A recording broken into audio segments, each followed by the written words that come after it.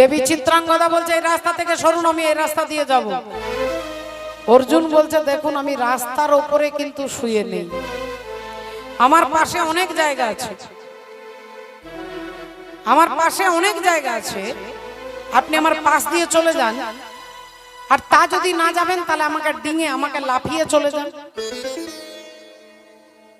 দেবী চিত্রাঙ্গদা বললেন আপনারা মায়েরা এই কথাটা একটু একটু শুনে রাখুন, মা মনে রাখবেন। রাস্তায় কোনো কুকুর বেড়াল ছাগল রাস্তায় শুয়ে আছে, আপনি ভাবছেন ডিঙে পেরিয়ে যাবেন।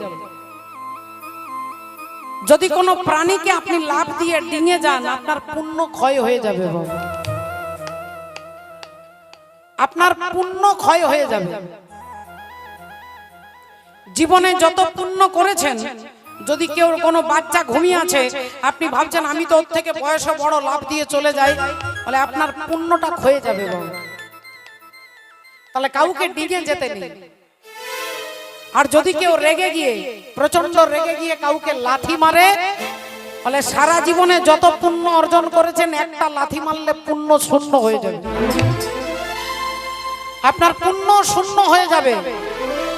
কাউকে লাথি মারতে নেই বাবা। রাধে রাধে। দেবী চিত্রাঙ্গদা বলছে আপনি এখান থেকে সরুন, আমি এই রাস্তা দিয়ে যাব, আর আমার কথা যদি না রাখেন তাহলে আপনাকে ধরে টেনে আমি রাস্তা থেকে ছুঁড়ে ফেলে দেব।